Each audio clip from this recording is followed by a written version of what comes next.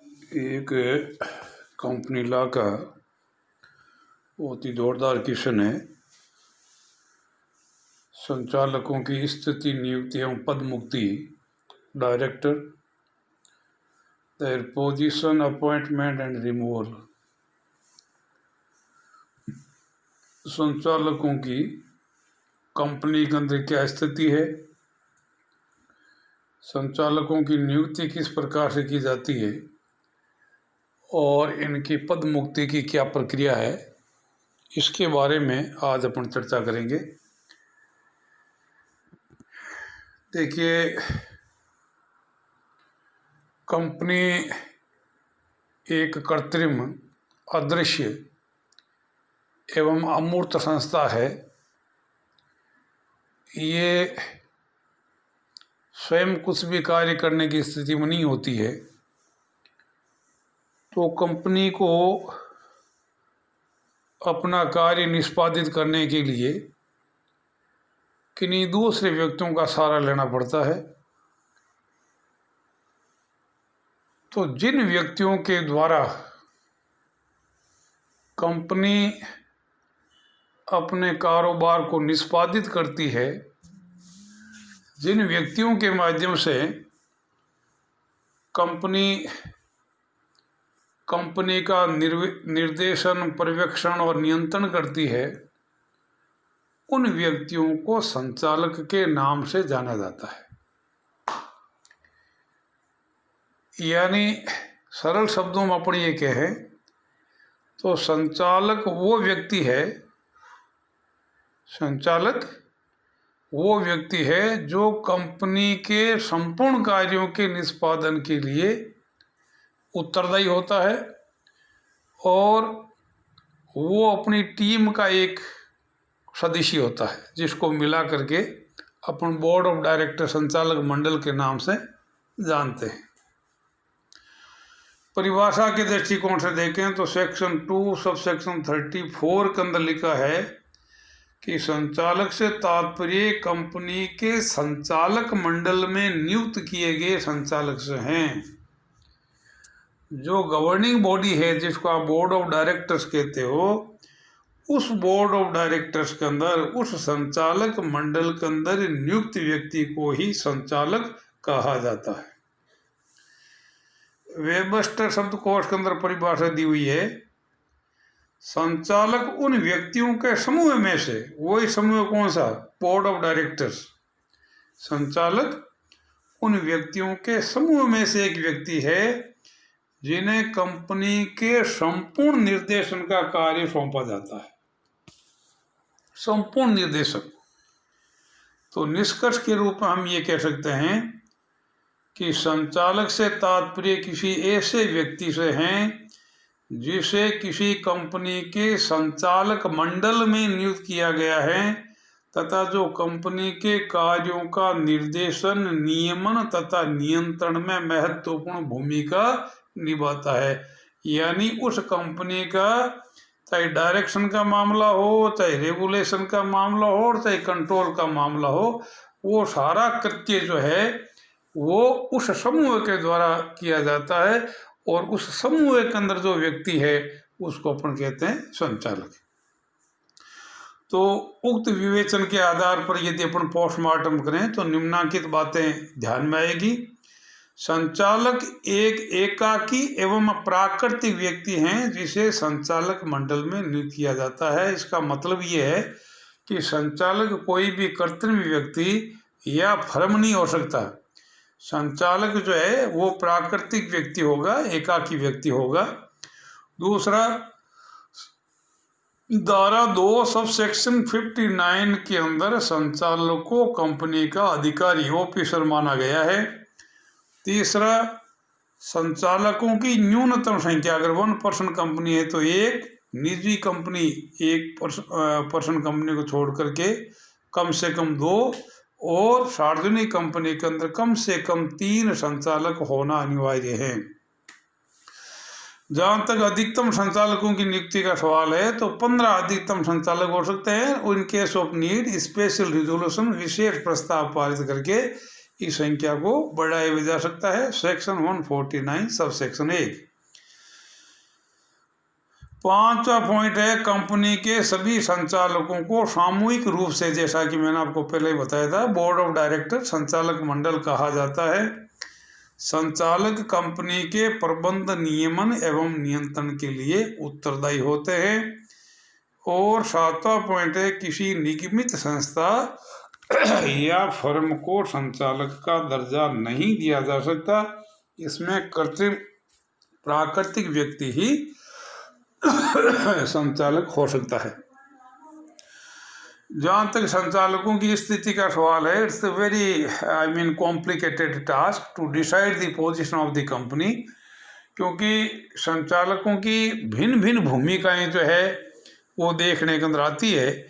और उन भूमिकाओं को अगर अपन विहंगम दृष्टि से और एक एक पार्ट के रूप में देखें तो अपन किसी निष्कर्ष के ऊपर पहुंचना जो है वो अपने लिए संभव नहीं है।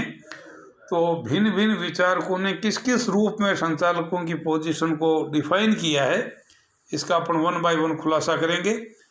सबसे प्रचलित जो अवधारणा है, विच इज मोस्ट पॉपुलर, वो है संचालक एजेंट के रूप में, यानी डायरेक्टर एज ए एजेंट।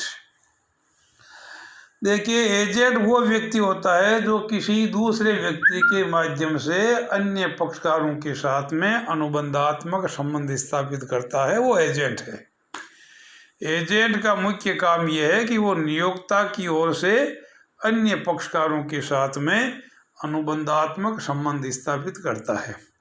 तो जैसा कि मैंने आपको पहले ही बताया था कि कंपनी एक कृत्रिम, अदृश्य और अमूर्त संस्था होने के नाते स्वयं कोई भी कार्य करने की स्थिति में नहीं होती है, तो वो किसी अन्य व्यक्तियों के माध्यम से कार्य करवाती है, और वो अन्य व्यक्ति है संचालक। तो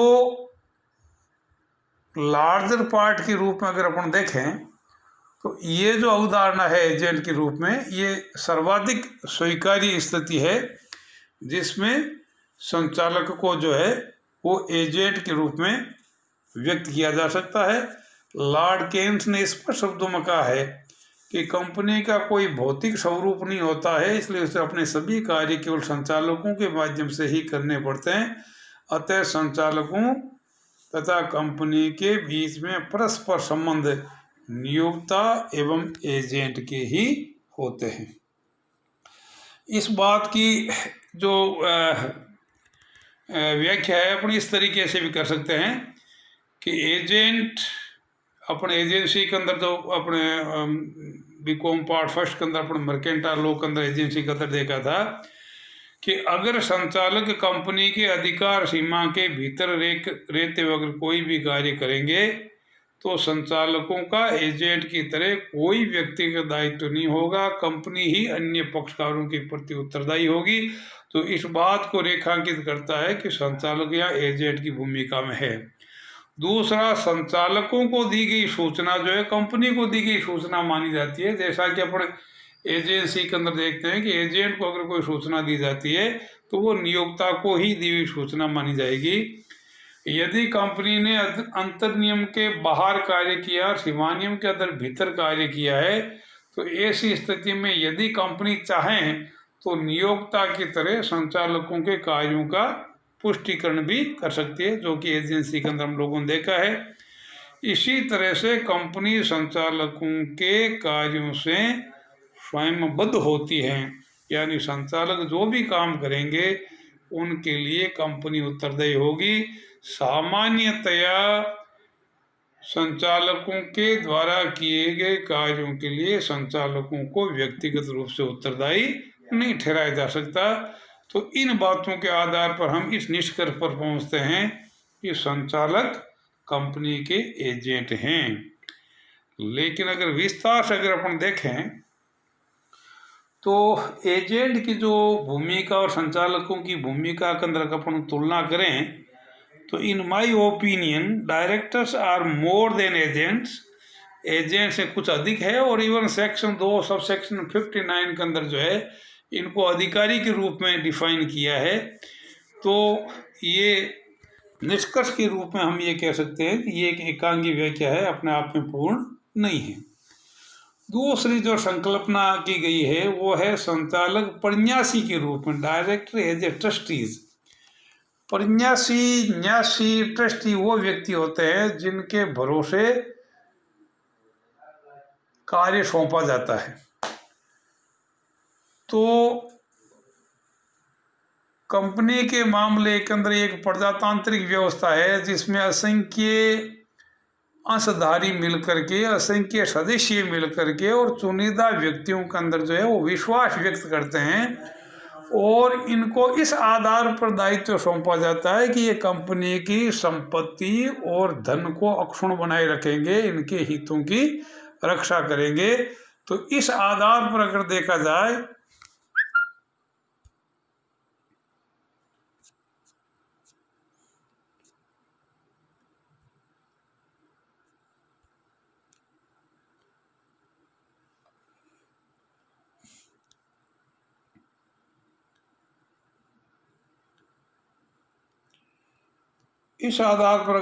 जाए तो संचालकों को कंपनी का प्रन्यासी कहना ज़्यादा हितकर होगा, क्योंकि यदि संचालक अपने आचरण के द्वारा, अपने कर्तव्यों के द्वारा कंपनी के संपत्ति का या धन का दुरुपयोग करते हैं तो ऐसी स्थिति में संचालकों को व्यक्तिगत रूप से कंपनी की क्षतिपूर्ति के लिए उत्तरदायी ठहराया जा सकता है। लेकिन फिर वही बात है, प्रन्यासी की स्थिति संवाद डिफरेंट होती है। प्रन्यासी यदा कदा मालिक के रूप में भी जो है वो कार्य करते हैं, जबकि संचालकों को कभी भी मालिक का जो है हक प्रदान नहीं किया जा सकता। इसी तरीके से प्रन्यासियों को जो है वो कंपनी की संपत्ति का जो है वो मालिक भी ठहराया जा सकता है। संचालक कभी भी कंपनी की संपत्ति के मालिक नहीं हो सकते। तो इस आधार पर हम ये कह सकते हैं कि केवल संचालकों को प्रन्यासी कहना ये न्याय संगत नहीं है।